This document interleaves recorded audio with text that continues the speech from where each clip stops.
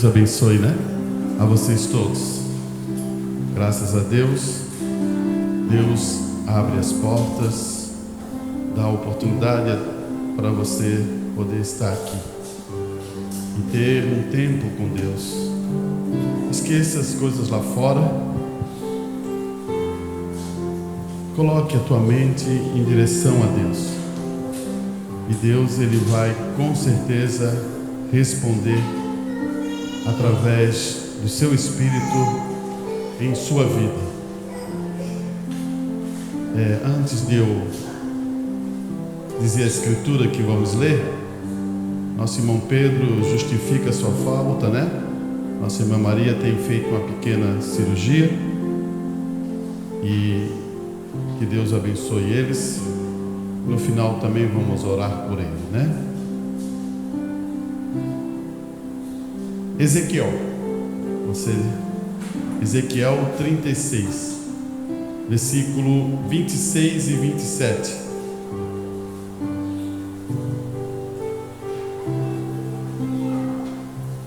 Escritura bem conhecida, hein? Mas vamos falar um pouquinho sobre essa escritura. Hoje é um culto de Santa Ceia. Que possamos nos nossos corações estar direcionados ao sacrifício de Cristo, né? Eu posso dizer que a era é uma era difícil, tá? É o mesmo princípio que a era de Efésios, uma era de grande revelação, onde o mensageiro era Paulo, né? Grande conhecedor das Escrituras, recebeu a revelação de Cristo em sua vida e ele pôde ensinar várias igrejas e levantar vários homens para estar ao seu lado, né?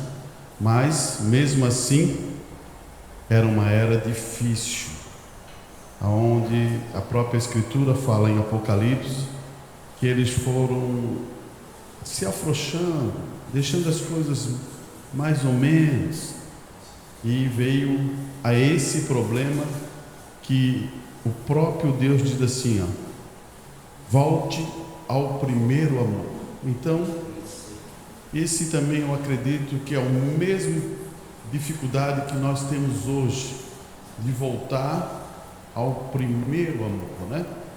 E isso requer luta, esforço e dedicação, né? Amor parece ser um sentimento, sim, é um sentimento também, mas também é uma questão de tomar uma decisão em relação a Deus, né?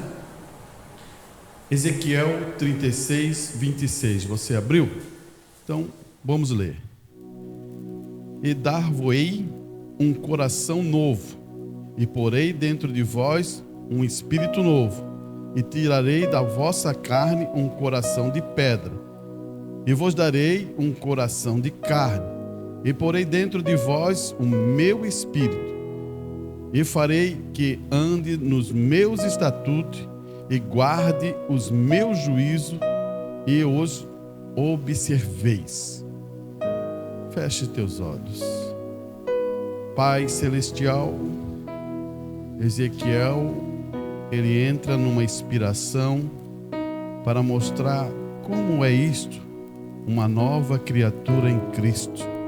E Deus revela isso claramente ao profeta. E que essa noite possamos entrar nessa condição também, Pai, de mudarmos e darmos essa condição de receber um novo coração, um novo espírito novo em nossas vidas, e também depois que o seu Espírito, Pai, habite em nós. Abençoa a tua congregação e abençoa os teus filhos que vieram. Eles entoaram louvores, eles glorificaram a ti, Senhor. E agora, Pai, derrame essa palavra e ela possa achar guarida no coração deles, Pai. E eles possam ser alimentados por isso, ó Deus, em nome do Senhor Jesus, é o que eu te peço. Amém e amém. Podem sentar, meus irmãos. É importante muitas vezes voltar em alguns pontos para podermos nos amadurecermos na palavra. Tem coisas que é difícil. Tem vezes que a gente fala assim, ó, necessário é morrer. Você precisa morrer para viver. E isso tem vezes que a gente fica de uma maneira pensando sobre isso. E Deus quer e sempre quis, Ele quer mudar o nosso jeito de ser, a nossa maneira de viver, para poder controlar. Ele começa a controlar as nossas emoções, para depois Ele dar liberdade a você fazer isso.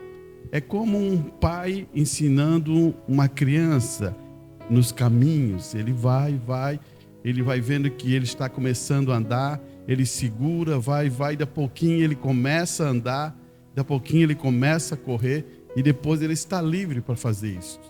Mas ele teve que ter um estímulo, uma ajuda. E assim o Espírito Santo faz no espiritual também. Muitas vezes caímos, erramos, falhamos, mas Deus está ali para dizer: levante, ande, prossiga. Isso é importante você saber que isso está na vida cristã. Isso você não vai ser, cheguei agora, recebi o Espírito Santo e agora estou andando firme, prosseguindo, alinhado, e não erro mais e não falho mais. Isso não é verdade. Você terá as suas falhas, as suas necessidades. Eu também terei as minhas necessidades e minhas fraquezas, mesmo com nível de fé, uns com maiores, outros com menores, mas isso faz parte do cristianismo. Agora eu queria colocar esse pensamento de Ezequiel para depois entrar em outro pensamento, irmãos. Primeiro eu quero entrar nesse pensamento de Ezequiel que ele está falando. Preste bem atenção. Um coração novo. Deus precisa dar um coração novo a todos nós, porque o nosso coração que nós temos são corações de pedras. Assim a Escritura diz, corações de pedras. E um coração de pedra, ele nem mesmo se dá bem com ele mesmo. Interessante isso, né? Tem vezes que não damos bem com nós mesmos. E Deus quer mudar esse coração de pedra para um coração de carne. Um coração que possa pensar, porque o coração é o que pensa, irmão. Você diz assim, não, o irmão está errado. É a mente que pensa, mas é do coração que procede todas as coisas. Então, você está pensando, e a palavra sempre colocou nessa posição, que é um coração que pensa. Agora, ele quer tirar esse coração de pedra e botar um coração de carne, onde você possa pensar as coisas boas de Deus, porque senão Deus não pode entrar. É isso que Ezequiel está falando. E também, depois que ele tirar esse coração de pedra e colocar um coração de carne, ele vai colocar o espírito novo. O que é um espírito novo? Um desejo novo, um desejo de servir a Deus, um desejo de se render a Deus. E agora ele está nesse processo para isso. E quando você tem um desejo novo, o que acontece com você? Você quer fazer as coisas certas. Pense nisso, irmão. Um desejo novo produz que você quer fazer as coisas certas. Agora, como você sabe que as coisas são certas? Porque existe a Bíblia para dizer como você deve agir certo. Você está vendo que aqui Ezequiel está transformando uma pessoa, uma nova criatura, porque depois de você receber e ter desejo de fazer as coisas certas, daí sim vai acontecer que o Espírito de Deus vai querer habitar em você. Porque antes disso, ele não pode fazer isso. Antes de dar um novo coração, dar um novo espírito, ele não pode chegar ali, porque ele precisa colocar isso primeiro em você, para depois o Espírito Santo entrar em você. E eu quero dizer para você, cada processo que você passa, cada experiência que você recebe, você se sente bem. Mas não fique parado em uma parte. Receba todas elas. Essa é a maior dificuldade que nós temos. E quando você se depara com isso, irmão, preste bem atenção. Isso gera alegria. Isso gera paz. Isso gera satisfação. Porque eu quero entrar num assunto que você possa pensar uma coisa, Senhor. Eu quero, antes de entrar nisso, né? Eu fico pensando como devemos entender a soberania de Deus. Como devemos entender a questão da oração. Você diz, mas irmão Arantes, a oração é coisa mais simples. Viemos, oramos, ou vamos em casa, oramos. Será que é simples assim? Porque olha bem o que acontece ali quando os discípulos de Jesus pedem para Jesus Cristo ensinar a orar. Já pensou? E ele diz assim, porque João Batista ensinou os seus discípulos a orar. E agora, nós queremos, Jesus, que você ensine nós a orar. A mesma coisa aconteceu com o mensageiro. Sabia? Que eles queriam saber como devemos orar. Daí você diz, não, mas eu acho que eu sei como deve orar. Alguns dizem assim, não, então eu vou orar o Pai Nosso. Será que é bem isso que nós temos que aprender? E uma coisa importante para você primeiro aprender a orar, você tem que entender como é a soberania de Deus. A palavra soberania, ela está fundada em ser soberano. Então, ele pode executar. Ninguém ensinou a Deus. Ele é soberano em tudo. E eu fico pensando como essa soberania vem à igreja, como você entende como é que é esse Deus, como você vê esse Deus soberano em sua vida. Irmão, se nós todos saíssemos hoje daqui com essa convicção que Deus, Ele está observando todos nós, filhos, como nós agimos,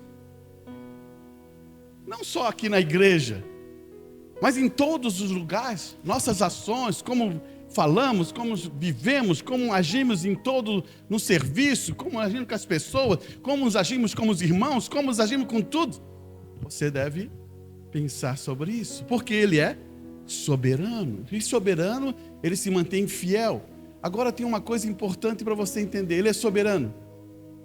Mas Deus está trancado com a sua própria palavra. Você entendeu? Se ele diz uma coisa, ele não pode fazer outra coisa, porque ele está trancado com a sua própria palavra. Ele é soberano no poder em tudo, mas mesmo assim ele está trancado com a sua própria palavra. Você entende isso? É como fosse um homem de respeito, uma mulher de respeito. Ela diz, não, vou fazer isso. Então ela está trancada com a sua própria palavra. Ela está trancada com a sua própria palavra. Independente do que vai acontecer, ele vai cumprir aquilo. Antigamente eu acho que dava para tirar o fio do bigode, né? Hoje não sei, hoje a gente arranca o bigode todo e as pessoas não cumprem mais, né? Por que isso, né? Está havendo uma decadência sobre isso, né? Mas eu quero falar sobre o nosso Deus, né? Então, como autoridade suprema, soberania. Eu vou ler aqui umas coisas que estavam colocadas. A soberania de Deus implica que Ele não está sujeito a nenhuma outra autoridade ou poder. Ele é único, soberano, rei dos reis de todos os reinos. Então, Ele é soberano. Você não pode dizer nada, porque eu sou assim, porque eu nasci assim, porque eu sou desse jeito, porque isso. você começa a ver, preste bem atenção. Deus quer te abençoar. Deus quer te guardar. Deus quer te proteger. Tudo isso Ele quer fazer para você. Ele quer que você seja feliz, que tenha paz, alegria. Tudo isso Ele quer produzir em você. Mas Deus está submisso à sua, ou firmado em sua palavra. Quando você produz o que a palavra diz, você é abençoado. Olha aqui. Controle absoluto, soberania, eu estou falando. Deus não apenas tem autoridade, mas também tem controle de todas as coisas, direcionado de acordo com sua vontade. Preste bem que a gente vai entrar sobre oração. Essa é a coisa mais importante que você tem.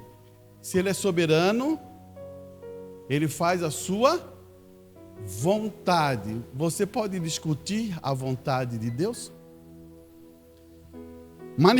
Manifestação da vontade, da sua soberania. A soberania de Deus se manifesta em sua vontade, nos propósitos que Ele cumpre na história e na vida de cada pessoa. Escute bem. O impacto da vida, da soberania. A compreensão da soberania de Deus pode gerar, quando você começa a compreender a soberania de Deus, pode gerar o quê? Confiança. Pode gerar o quê? Paz. Pode gerar o quê? Esperança. Pois sabemos que ela está no controle, mesmo em situações difíceis. Porque você sabe que Deus é soberano e você está passando com uma dificuldade. Por quê? Daí você tem que estar sabendo que há uma soberania. Vamos entender isso, irmão. Todas as coisas contribuem para aqueles que amam. Se você ama a Deus, todas as coisas o quê? Contribuem para o bem daqueles que amam a Deus. Então, se acontece uma dificuldade, está contribuindo para quê? Para o seu bem. Se está acontecendo uma bênção, está contribuindo para o seu bem. Você diz assim, não, eu só recebo as bênçãos. Não, você também recebe as provas, porque contribui para o seu bem. O problema é como você vê. Muitas vezes as bênçãos você fica feliz, alegre, que aleluia. Mas tem vezes que as provas era a mesma coisa, você teria que estar feliz. Por quê? É como você está vendo isso. Ela vai dar-te amadurecimento, ela vai dar-te sabedoria. Um dia você pode falar essas palavras para ajudar outra pessoa, porque você passou e você confiou em Deus e você foi vencedor e você vai dizer, faça assim que você será abençoado. Muitas coisas na vida não é assim? Como é que um pai ensina um filho? Porque ele passou por aquele problema, ele passou por aquela luta, e ele pode dizer assim, não faça isso. É assim que se faz. Será que Deus não sabe o que vai acontecer? E também tem soberania, o fundamento da fé. Ele vai dizer assim, a soberania de Deus é um dos pilares da fé cristã, que nos convida a confiar em seu amor e em sua sabedoria. Você agora começa a entender o que é soberania? O que estamos colocando aqui? Para provar para você o que é a soberania, para a gente entrar num assunto sobre oração.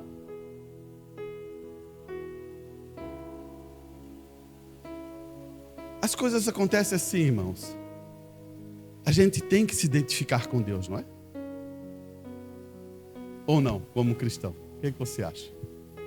Então preste atenção aqui. Vamos ler isso aqui para a gente entrar no assunto. Ele vai dizer assim, quem é esse Melquisedeque? Irmão Brana diz, Deus é soberano em sua escolha. Você sabia disso? Deus é soberano, que está lá atrás para dizer ele uma vez melhor o que fazer. Quem estava lá atrás para dizer a Deus alguma coisa? Quem ousaria dizer a ele que estaria administrando o seu negócio errado? Quem faria isso? Até a própria palavra, muito soberana. Até mesmo a revelação é soberana. Ele revela a quem ele revela. Olha só, ele revela a quem ele revela. A própria revelação em si é soberana de Deus. É assim que as pessoas criticam coisas e pulam nas coisas e batem nas coisas e não sabem o que está fazendo. Deus é soberano em suas obras. Você conseguiu entender, irmão? Estamos falando de soberania para depois introduzir oração. Você começa a entender? Ele faz daquele jeito. A vida de José do Egito, ele produziu daquele jeito, para produzir um caráter igual a quem? A Cristo. Tem vezes que nossas vidas passamos por processo de muitas coisas, e aconteceu muitos problemas, isso para produzir aquilo que é bom. Porque, irmão, não é nas coisas tranquilas que vai produzir isso. A gente, quando está tranquilo, a gente fica confortável. Pode pensar nisso. Quando você está muito tranquilo, as coisas estão acontecendo, não está acontecendo nada, você fica acostumado com aquilo. E se lembra da mensagem que o irmão Brana fala, como a águia agita o seu ninho? O que ela faz? O que ela faz com o ninho?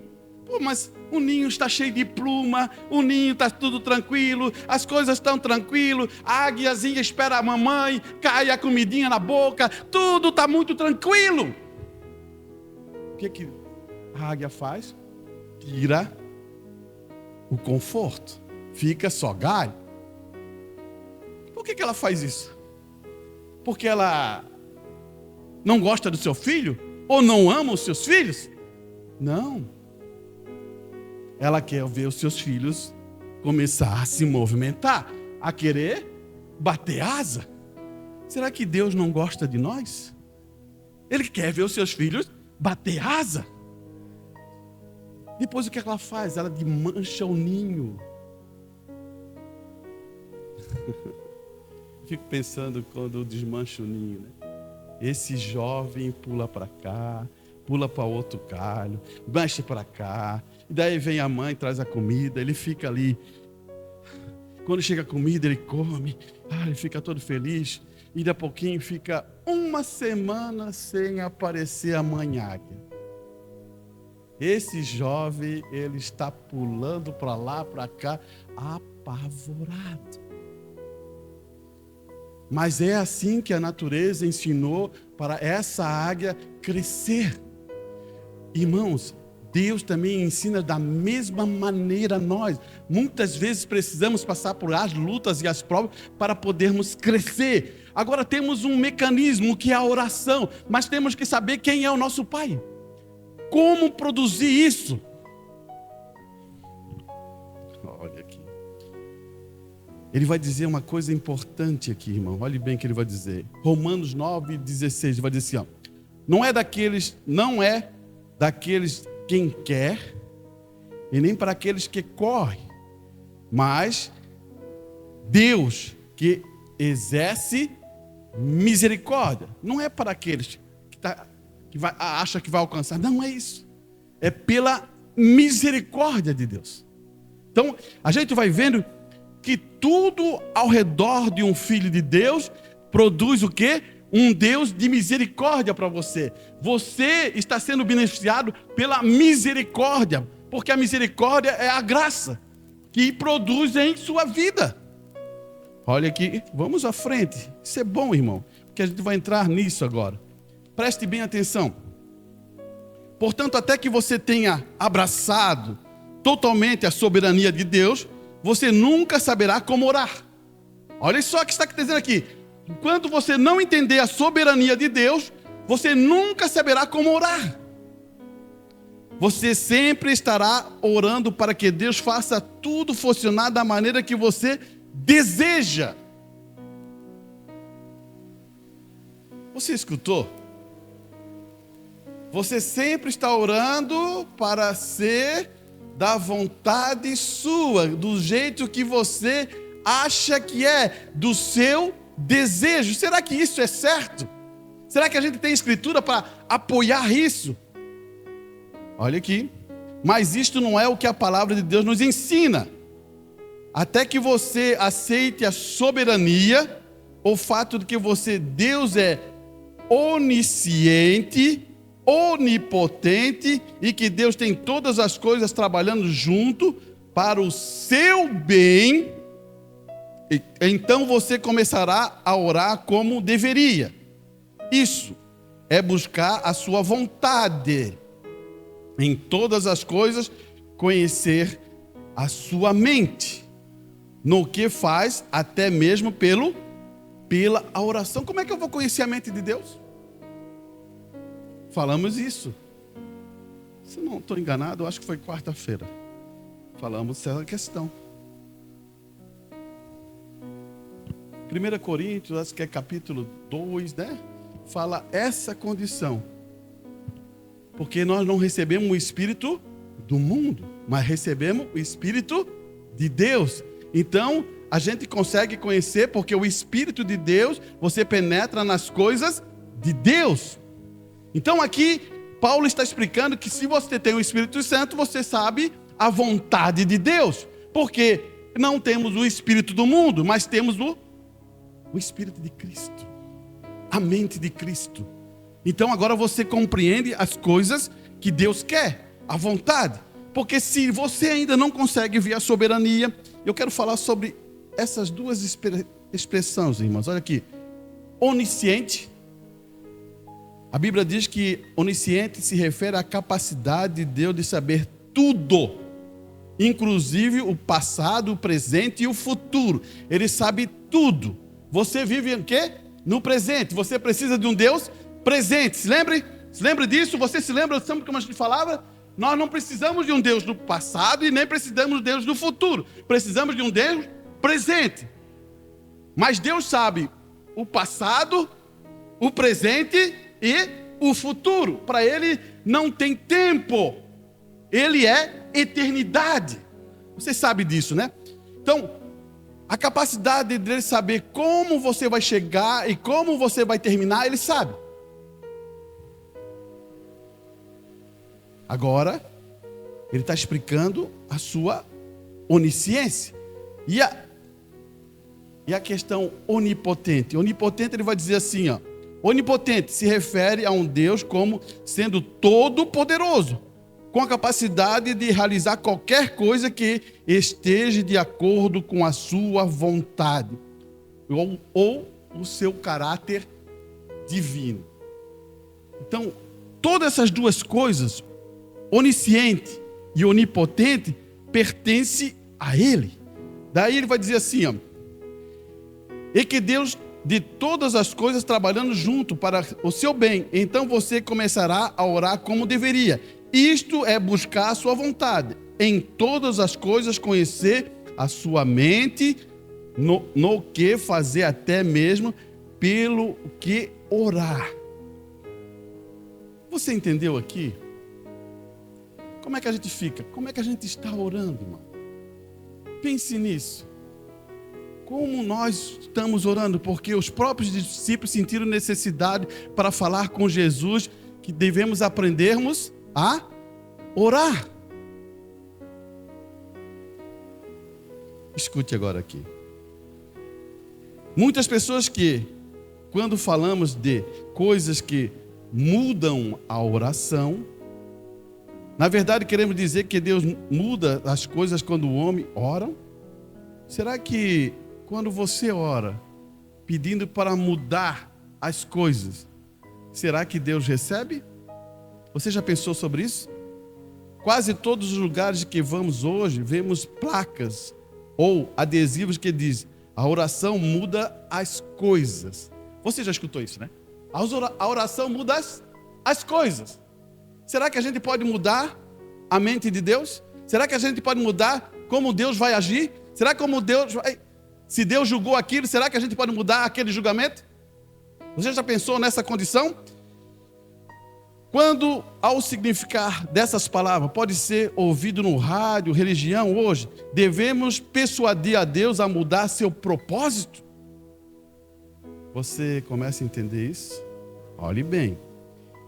Ele desafia o povo a orar pela América. Ora, para que ele se arrependa e mude. Olha só. Ele está falando os Estados Unidos. Desafiar para orar pela América. Mas por que o irmão Branham não ora mais pela América? Você já pensou por que ele não orava mais pela América? Escute aqui. Ele procura por avivamento, que sabe que nunca virá. Por que nunca virá o avivamento lá na América? Por que nunca mais? Porque temos o assim diz o Senhor, que ela não se arrependerá. Como é que um povo que não se arrepende vai ter avivamento? Estou falando de um povo lá na América, aquele povo que conheceu os protestantes, que conheceram muitos homens de Deus, e agora, se eles não se arrependem, como vai ter um avivamento? Não tem como. Então você pode orar dia após dia, pedir por aquilo, nunca vai acontecer. Você sabia disso? Não vai acontecer, porque aquele povo não quer Deus. Você diz assim, irmão, você está com a sua Bíblia? Apocalipse 3, o que é que fala? Eles colocaram Deus para onde? Para fora, não foi? Como é que você vai fazer que Deus entre de novo? Não tem como, porque ali é a palavra dele, ali é a determinação dele. Então, eu não posso orar com essa condição, porque eles mesmos colocaram Deus para fora. Quem colocou? As igrejas, o sistema, Laodiceia, tiraram Deus para fora, eles mesmos colocaram. Agora eu posso orar pelas pessoas, você entende? Não pelo sistema, mas pelas pessoas nós devemos orar uns pelos outros. Você conseguiu entender? Vamos ver se a gente chega mais próximo disso. Olha só a escritura, você está acompanhando? 2 Crônicas, capítulo 7, 14. Vamos com tranquilidade. Se o meu povo, que é chamado pelo meu nome, se humilhar, olha só, o processo, qual é o primeiro processo? Humilhar, e orar, e buscar a minha face, e converter dos seus maus caminhos. São 4 coisas que acontecem aqui. Humilhar, né? Orar, buscar a minha face e converter dos seus maus caminhos. São 4 coisas, irmão. Irmão, tem gente que ora, mas não quer se converter dos seus maus caminhos. Quer viver essa vida mundana mesmo. Não funciona, irmão.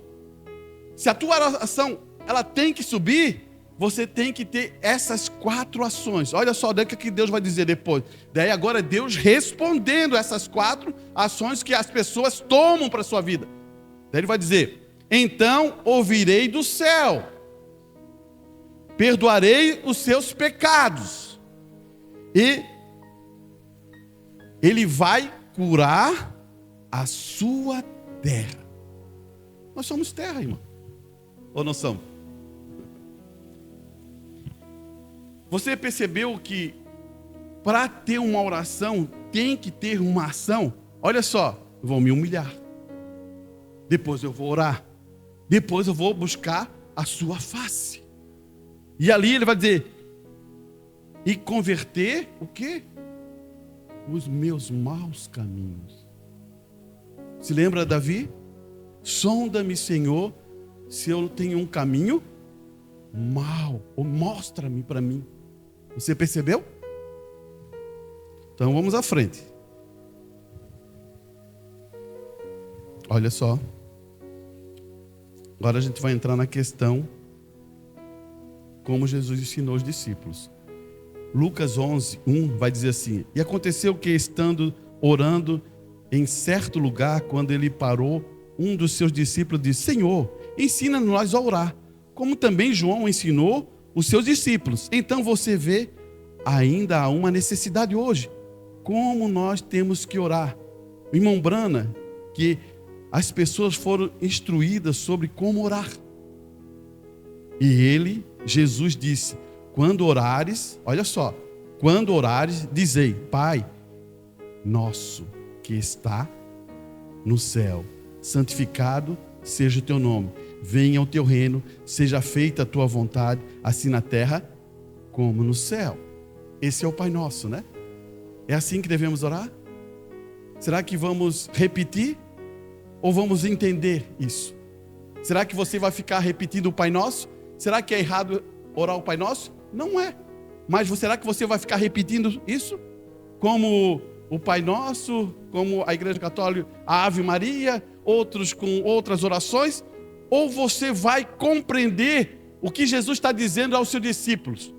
Olha aqui, você tem que reconhecer aquele a quem endereçou a sua oração. Para quem você está endereçando a tua oração? O Pai Nosso, ele está dizendo: Pai Nosso. Então ele está endereçando a sua oração, Jesus, ao seu Pai. Olha só, ele é soberano, ele é o Criador do universo e ainda assim é o seu Pai.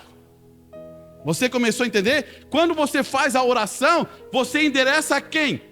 Ao Deus Todo-Poderoso, ao Criador de todas as coisas. E agora, ele é quem? O seu Pai. Olha aqui, Jesus ora assim: Pai nosso que está no céu, santificado seja o teu nome. Agora, o que é santificado? A gente também tem que entender por que ele é santificado. Por que ele é isso? Daí você vai observar. Seja o teu nome, né? A palavra santificado significa venerar, exaltar, digno de adoração. Então, quando você for orar, a primeira coisa que você tem que fazer é endereçar a sua oração. Para onde você está endereçando? Para quem que você está pedindo? Ah, você está pedindo para o teu pai? Então peça para o seu Deus.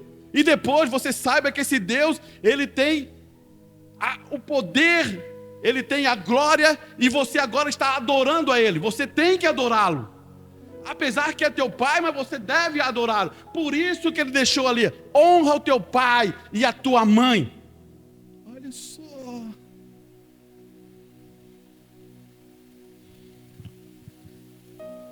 Terás vida longa na terra. Escritura, irmão. Olha aqui. Em primeiro lugar, Jesus nos diz que a oração foi designada para honramos a Deus primeiro. Deus requer e devemos reconhecer que só Ele é Deus. Você tem outro Deus? Você tem outras coisas que te tranca, que pode fazer ser Deus? O que está te trancando? O que você tem botado na frente de Deus?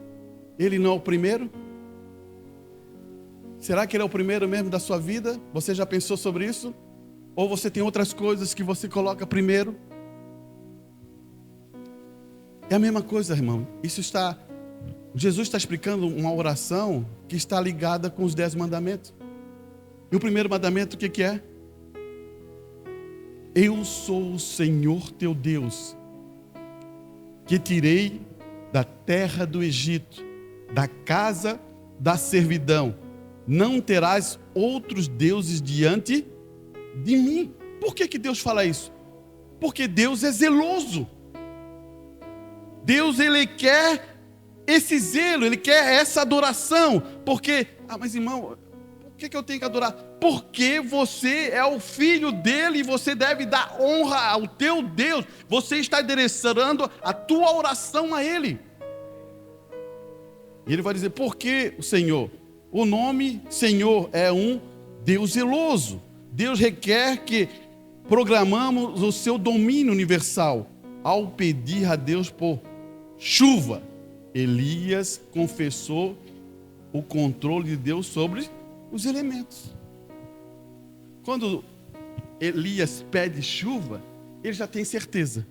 Agora ele está confessando que Deus é poderoso para trazer chuva. Quando você pede uma coisa, como é que você faz? Primeiro você faz assim, ó, olha só, tem vezes que muito é assim, mas tome cuidado com isso. Eu não estou brincando sobre oração. Tem vezes que as pessoas vêm e já vão direto aonde? Ô Senhor, preciso disso, preciso daquilo, preciso não sei o quê, ajude aquele, não sei o quê. Você nem endereçou a sua oração. Você nem adorou o teu Deus. Como é que fica isso? Será que sobe? Você já pensou nisso? Chego aqui, dobro o meu joelho, pode ser aqui, pode ser em qualquer lugar, e começo. Ó Senhor, preciso disso, ó Senhor, preciso daquilo, ó Senhor. Você nem fez o principal. Colocar a tua oração endereçada ao teu Deus, ao teu Pai. Peça, porque Ele já sabe o que você vai pedir, mas só que você tem que endereçar isso, colocar isso em pauta, porque o próprio Jesus vai estar ensinando isso a nós. Agora, será que Ele ia ensinar uma oração do Pai Nosso por acaso? Ele está dando uma explicação a você. Olha aqui. A próxima coisa que Jesus apresentou no padrão da oração, depois de reconhecer a supremacia de Deus, ou a santidade, é o que ouvimos aqui, em seguida, no verso 10. Veja, o teu reino, seja feita a tua vontade assim, na terra como no céu. É assim que você ora? Espera aí, então vamos ver. Primeiro eu endereço a minha oração. Depois eu glorifico e adoro o meu Deus, que é o meu Pai. E agora, que seja feito o quê? A minha vontade. Não, está errado? É a minha vontade, não é? Ou a sua vontade? Como? A de Deus. Que seja feito o quê? A vontade de Deus. Será que você ora assim? Será que a gente tem um exemplo? Será que a gente acha alguma coisa na Bíblia? Deus, Jesus no Getsemane, você se lembra? Senhor, eu sei que você pode afastar esse cálice, mas que não seja a minha vontade, mas a tua, ó Pai. Você percebeu? Ele está ali tranquilo, vai passar um processo bem, vai estar tranquilo, ele não está sofrendo nada, né? Ele está no jardim de Getsemane, tem bastante oliveira, lá no altinho, à noite, uma brisa de vento, muito tranquilo. É assim que Jesus estava? Estava suando sangue, desesperado. Um anjo desceu para confortar o coração. Pensa que nas provas difíceis, você acha que nas provas difíceis que você passa, você é abandonado? Você tira isso da mente, irmão. Toda a prova dos filhos de Deus, quando a coisa fica difícil, um anjo está ali para te ajudar. Se você tiver entendimento, você tiver revelação, saber disso, você saiba que desce. Porque se Jesus, um anjo desceu para confortar aquela batalha, e agora nós? O que eu estou mostrando para você é a Escritura. Você agora percebeu? Jesus fala assim, ó, olha, se fosse humano, se fosse nós, ô Senhor, afaste esses caras, afaste essa coisa, eu não consigo aguentar mais. Não, tá, tira isso aí da minha vida. Oh Senhor, eu estou passando por esse processo, meu Deus do céu, o que vai acontecer com a minha vida? Você ia fazer um choreiro, eu ia fazer um choreiro. Mas o que ele está aqui? Ele explicou a oração para o seu discípulo. Agora ele tem responsabilidade de mostrar como é a oração. Você começa a entender agora? Você já mostrou a oração para alguém? Agora você tem responsabilidade a fazer também como é que é para ser. Daí começa o processo. Da mesma forma que você vai ensinar, o que vai acontecer? As provas vão vir para ver se você também conduz a mesma coisa. E agora Jesus está numa prova. Ele sabe que Deus é poderoso para tirar aquilo. Sabia disso? Ele é poderoso para tirar aquilo. Mas só que Deus está compromissado com a sua palavra. Como ele está compromissado? Porque desde antes da fundação, a Escritura diz, Jesus ia para o Calvário. Jesus já foi crucificado. Desde antes de ele chegar, lá na eternidade, esse processo já estava definido. Então agora ele sabe disso, mas ele está passando por uma angústia. Então ele está clamando ao Pai, para ver se o Pai vai... Mas ele sabe muito bem, não, Senhor, não seja a minha vontade é essa, mas seja a tua vontade. Estamos caminhando. Olha aqui, a tua vontade, somente a tua vontade reinará suprema. Portanto, Senhor, ajude a minha vontade a se alinhar com a sua vontade. Você entendeu? Toda a vontade de Deus, eu quero que você aprenda uma coisa, toda a vontade de Deus é perfeita. Até na sua vida. Você diz, não tem nada a ver com isso, mano, eu estou aqui, venho aqui. Até na tua vida, você deve dizer assim, ó, Senhor, cumpra a tua vontade.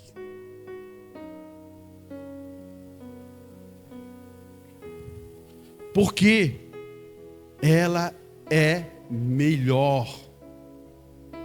Eu posso pensar naquele momento que seria melhor a minha vontade, mas nunca será.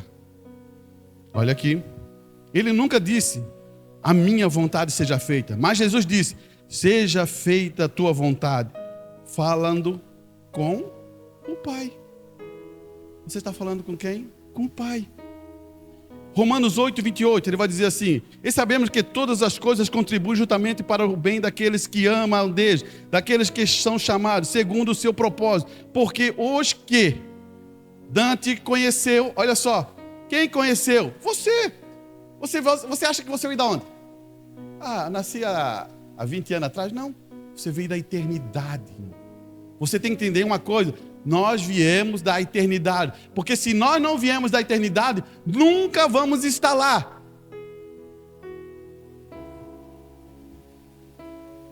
Por isso que ele diz, Dantes conheceu, também os predestinou, para serem conforme a imagem de quem? Do seu Filho, a fim de que ele seja o primogênito entre muitos irmãos. A imagem de Cristo, você percebeu aqui, ó, a imagem. Existe um modelo, uma imagem de Cristo. E Deus quer que todos os filhos de Deus tenham a mesma imagem. Se lembra o que a gente falou? A imagem da besta? Você se lembra disso, né? A besta tem uma imagem. Está em Apocalipse, se lembra? Apocalipse 13. Mas vai se formar uma imagem. A mesma coisa é a imagem de Cristo. Deus quer que todos estejam a mesma imagem de Cristo. Daí você vai dizer assim, irmão, eu gostaria que eu venha aqui e faça a minha parte e o pastor faça isso. Tem pastor que diz assim, né? É só por mim que você vai ser. Só por mim, né? É. Você vai dar a sua alma na mão de um homem? Você tem coragem de dar a sua alma na minha mão? Coloque a sua alma em Cristo Jesus. Nós temos que lutar, cada um daqui vai ter que lutar. Não é eu que luto por você. A única coisa que eu estou fazendo aqui é mostrando a palavra de Deus para manifestar fé, para você reagir e tomar posição de cristão. É isso que estou fazendo. Mas nada, a mesma coisa como você está sentado aí, como você está aí, eu tenho essa necessidade. Como eu não vou colocar a minha alma sobre um homem, eu vou colocar a minha alma sobre Cristo Jesus. Você começou a entender, né? Olha aqui. Ele predestinou para ser conforme a imagem do seu Filho, a fim de que ele seja o primogênito entre muitos irmãos. Aos que predestinou, a esses também chamou. A esse que chamou, a esses também justificou. E aqueles que justificou, a esses também glorificou. Você percebeu que tudo foi Deus fazendo?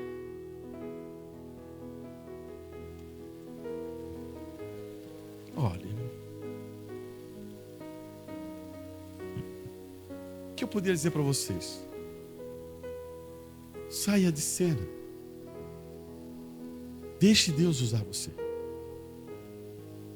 Parece, irmão, falar assim, ó, saia de cena, você vai ficar com o pensamento. Na era que a gente está vivendo, para sair de cena, é muito difícil. Eu quero que você entenda. Tem muitas coisas passando em nossa mente e entrando no nosso coração. E a gente abandona a questão de sair de cena. Sair de cena, quando você sai de cena, você permite Deus entrar em sua vida.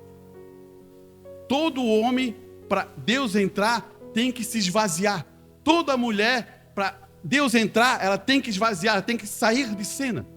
A partir da hora que você sai de cena, Deus pode entrar em sua vida e mudar completamente isso. Vamos para frente, olhe bem que ele vai dizer assim, ó. Mateus, ele vai dizer assim, capítulo 6. Mas quando orares, não usei de repetições vãs. Perfeito? Tá certo? Para que eu vou repetir? Olha o que eu estou falando aqui. Como fazem os gentios. O que ele está explicando? Jesus está explicando assim, ó. Ave Maria cheia de graça, Ave Maria, pum, pula uma bolinha, pula outra bolinha. O Pai Nosso, pula uma bolinha, pula uma bolinha, pula uma bolinha. Por fazer essa repetição, você acha que Deus vai te ouvir por repetição de bolinha lá? Você entende, né? O que ele está querendo falar? Porque senão, você vai se deparar com Paulo, que orou 3 vezes. Então ele repetiu 3 vezes. Você está percebendo o que está acontecendo aqui? Olha só, Paulo orou 3 vezes pelo um espinho na carne. E Deus falou assim, ó, a minha graça te basta, Paulo. Ele orou 3 vezes. Ele não está usando de vã repetição, mas ele orou 3 vezes. É isso que eu quero que você entenda. O que está acontecendo aqui quando você pega uma coisa e produz aquilo e você quer só repetir aquilo, você chega aqui, já orei. Você tem que conversar com teu pai. Então eu vou dizer para você, a Bíblia diz assim, ó, que ele é o pai do Espírito. Você tem um Espírito. Ele é o Senhor de todas as coisas. Escute aqui. Porque pensamos que serão ouvidos por causa dos seus muito falar, portanto não sejais semelhante a eles, porque o vosso Pai sabe o que você necessita antes de pedir. Será que ele não sabe o que tu vai pedir? Será que ele vai se enganar? O que você vai falar na tua oração? Agora, outra coisa que eu quero que você aprenda e não esqueça, irmão. Porque muitas vezes quando a gente vinha, quando era novo na igreja, quando começou a vida cristã, daí pegava pregadores que pegam e faz a oração, né? Ele começa a fazer uma oração. Daí ele começa, ele vai abrindo a oração, Pai Nosso que está no céu, santificado, e vai fazendo aquele floreado, e aquela oração vai ficando grande, e aquela coisa, e o tempo vai passando, e 10 minutos de oração, e aquela coisa toda. De repente tem um irmãozinho lá no cantinho que nem sabe se expressar, fala 3, 4 palavras, aquela oração sobe e essa aqui fica parada. Está entendendo? Porque muitas vezes, irmão, o que acontece? Muitos homens gostam de estar na frente só para se engrandecer. E daí eles querem usar a dicção, a maneira como falar, para se prosear. E Deus não está nada a ver com esses homens. O que ele está interessado é com o seu coração, irmão. Se você vai falar gaguejando, se você vai falar com dificuldade, o que vai fazer lá na oração, não me importa. Mas ele está falando o teu sentimento. O que você está sentindo por ele. Será que o pai quer que você dê um presente para ele? No natural. Será que o pai quer que você dê um presente para ele? Que o filho chega, ô pai, trouxe um presente para ti. Só naquele dia você traz o presente. O que o pai quer? Ele quer que você abrace ele. Que diga, ô pai, que bom, como é que você está? É isso que ele quer. Ele não importa o presente. Ele importa é que você sente por ele. É assim a mãe, é assim o pai, é assim todos da família. Será que é o presente que compra o pai? Para com isso, né?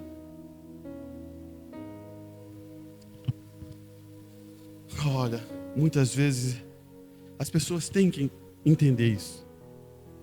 Porque é o sentimento, irmão. Talvez uma palavra de um filho para a mãe muda tudo. Porque ela sentiu um bom sentimento naquilo. Olha aqui. Vamos um pouquinho mais para frente. Eu posso pegar isso e mostrar para você assim, né? Muitas coisas aconteceram ali. O jovem rico, olha só. O jovem rico, o jovem pródigo, né? Você percebe? Ele saiu do mundo e agora ele tem uma oração para falar para o pai. Não é verdade? Ele já veio decorado uma oração. Pai, pequei pelo céu, pequei por ti, pequei por isso. Oh, então me considere um filho, me considere um que trabalha na sua casa. Olha só. Ele está trazendo presente para o pai? Você está percebendo? Aonde está a coisa? É no sentimento que ele está sentindo. Ele viu que fez errado. O pai não quer nem ouvir aquilo. E agora ele sente que o filho mudou. Ele não está preocupado com as palavras dele. Eu acho que ele nem escutou isso. Porque ele sentiu mudança no filho. Aí que está.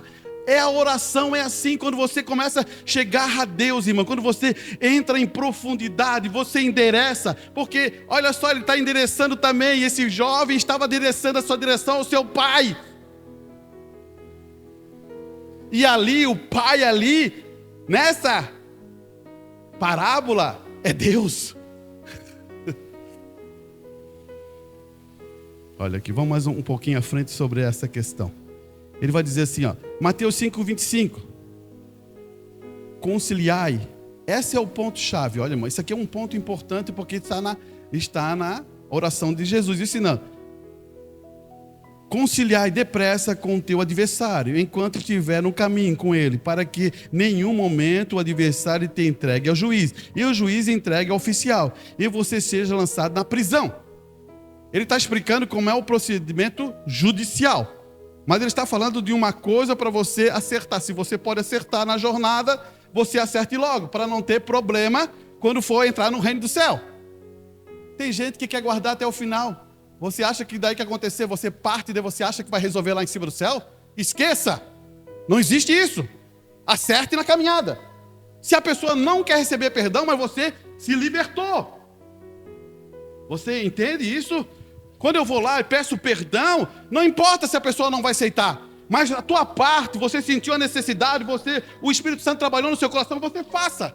Você está livre agora. Se a pessoa vai aceitar ou não vai, é um problema daquela pessoa. Se liberte disso, irmão. Esteja livre, por isso que ele está dizendo, para não estar preso naquele dia. Ele vai continuar. Lucas 6:37, não julgue, daí ele vai usar algumas escrituras para você entender. Não julgue para não ser julgado, não condenes e não sereis condenado, perdoar e sereis perdoado. Isso é escritura. Se você não perdoa, você não é perdoado. Como é que é a escritura que Jesus fala? Pelos seus frutos os conhecereis. Você entendeu? Perdoa, irmão. E eu vou dizer uma coisa, quando você perdoa, eu tenho certeza que você vai dormir leve, você não vai pensar mais nisso, e você vai estar tranquilo, você vai estar em paz. Porque o perdão gera refrigério. Agora você diz assim, mas ele não me perdoou. A tua parte você foi feita. Você entendeu? Agora ele vai continuar no Mateus 7:1, ele vai dizer, não julgueis para não sejais julgados, porque com o juízo com que você julgar, sereis julgados, com a medida com que medires, você será medido novamente. Você percebeu aqui? Essa ligação está aqui, ó. Preste bem atenção, irmão, isso aqui é bom para você aprender. Olha só, se eu julgo e julgo errado, eu serei julgado. Agora, se eu perdoo, o que aconteceu? Eu perdoei. O que Deus vai fazer? Meu filho, estás perdoado. Porque a mesma medida que eu meço é a minha medida de perdão. A minha medida de reconhecer essas coisas. Daí não tem peso, não tem lei, não tem nada. Você está livre. Você percebeu o que está acontecendo? O problema é quando eu julgo. E humanamente, irmão, quero que você aprenda. Humanamente nós julgamos sempre errado. Agora, você pode julgar através do poder da palavra. É outra coisa. Isso aí é para outro culto. No mesmo tempo que a palavra de Deus fala assim, não deveis julgar, ele também diz assim, ó, você deve saber o que é certo e errado. Amém? Vamos para frente aqui. Ele vai colocar outro ponto aqui, ó. Perdoe-me, primeiro pelos nossos pecados. Depois, ajude-nos a perdoar aqueles que estão em dívida conosco. Perdoe-os, como você não perdoa. Acho que é aqui que perdemos o barco. Com tanta frequência. Pedimos perdão para os nossos próprios pecados. Não é assim que acontece? Quando você vai orar, você pede perdão pelos pecados que você tem, né? Ou pelas falhas, ou pelas fraquezas. Mas, se alguém tem alguma coisa que fez contra você, você deve fazer primeiro o quê? Perdoe ele. Perdoe ele. Aprenda uma coisa, irmão. Cristianismo é uma coisa leve. Eu quero que você aprenda. O Espírito Santo, quando está em você, quando muda você não guarda isso. Você pode até se entristecer. Pode ter um tempo assim que você se entristece porque não esperava daquela ação. Mas daqui a pouquinho o Espírito Santo diz, meu filho, perdoa, esquece. Ore por ele. Ore por ela. Você percebeu? É assim que é o cristianismo. Você se torna leve. Não é... Já viu o cristianismo guardando coisa? Guardando rancor, guardando amargura, guardando tristeza, guardando isso? Isso é cristianismo? Nunca, Jesus nunca ensinou isso. Ele diz, liberte-se. E ele vai firmar esse pensamento aqui, que ele vai, pedimos perdão por nossos próprios pecados, mas somos muito carentes quando se trata de pedir ao Senhor que perdoe aqueles que nos feriram de alguma forma. Às vezes pensamos que nos tornamos tão endurecidos para as dificuldades dos outros e não percebemos que Jesus estabeleceu um padrão aqui para que possamos ir a Deus com a oportunidade de sermos intercessores. Você percebeu que aqui existe um padrão? E na bem-aventurança, quando fala de intercessores, é um nível muito alto. Pode ver quando você lê lá a bem-aventurança, que Jesus está pregando num monte, se lembra? Que ele vai começando a dizer, felizes são aqueles, né, que são pobres do espírito, né? Vão ter tal. Ele vai trazendo. E quando chega nessa intercessão, está em outro nível já. Olha aqui. Intercessão pelos outros. Ele nos deu a oportunidade de ser mediadores. Intercessão. E acho que perdemos a oportunidade até agora. Você não deve perder a oportunidade, irmão. Interceda. Deus está vendo o teu coração. A tua ação como homem, a tua ação como mulher, a tua postura cristã. Daí você intercede. Você sabe alguém que fez isso na Bíblia? Que passou um cortado? Jó. Os seus amigos vieram contra ele. O que os amigos falavam? Jó tem pecado oculto. Nós ficamos... Olha, primeiro os amigos chegam. Não, ele está vendo assim. E Jó está lá, esfolando, tirando toda a tarefa, coceira, aquela coisa toda. Na cinza. Os amigos chegam ali, entram, começam a conversar com ele e ficam ali. Passa um tempo, vai passando o tempo. Daí ele já começa a pensar assim, olha só como Satanás trabalha na mente das pessoas. É isso que eu quero que você tome cuidado. A batalha é onde? Na mente. Daí ele começa a dizer assim, ó, não, tem alguma coisa errada. Eu acho que Jó fez pecado. Porque demorou, começou a demorar, começou a passar o tempo. Não, acho que Jó fez... E Jó estava fiel com Deus. E já estava confiando em Deus. Os amigos dele já começam e de a pouquinho sai. E abandona o Jó. Jó, com certeza, pelas conversas que o amigo deles fez, você pode ler lá em Jó, lá no meio do livro, está ali a conversação. Você vai perceber que Jó deve ter se entristecido que não é mole, né? Porque são amigos, né? Não é uma pessoa de fora, não é alguém de lá de longe, são irmãos, né? Que amam um outro, né? E daí o que acontece? Quando Deus começa a produzir o processo da transformação de Jó, que Deus começa a trabalhar com Jó, e Jó queria falar com Deus, e Deus diz assim, ficou quieto, e Jó diz assim, onde que é a tua porta, onde que eu quero bater, eu quero falar da minha causa. Olha só o que está acontecendo com Jó. Jó quer falar da causa dele, achando que ele era muito santo, muito bom, né? Tem vezes que é assim conosco já. A gente quer, não, vou ter que falar para Deus, eu não sei o que está acontecendo com a minha vida, o meu problema está acontecendo isso, eu tenho que entrar na presença de Deus, eu tenho que resolver, Deus tem que me ouvir. Eu não tenho que te ouvir, porque Ele é soberano. A gente tem que parar com essas criancices. Aqui está o ponto. Agora você pode entrar na presença de Deus. Senhor, seja feita a tua vontade, me ajude a passar por essa prosa e que glorifique o teu nome. Olha só a mudança. Senhor, eu estou passando por uma prova que não estou conseguindo, mas me ajude a passar para eu glorificar o teu nome. Você está entendendo onde que a coisa não é pitar dizendo, eu quero bater, eu quero resolver, eu quero acertar. Diante de Deus isso. Daí o que acontece? Deus começa a falar com Jó. Preste bem atenção, Deus começa a falar com Jó. Ele faz umas perguntas para Jó que Jó não entende nada, porque foge do aquém dele. E agora, Jó começa a entender as coisas. E quando ele entende, a primeira coisa que ele define na sua vida é orar pelos seus amigos. Daí o que aconteceu? O cativeiro de Jó mudou. E Deus cobrou dos seus amigos. Não foi Jó que cobrou. Quem cobra é Deus.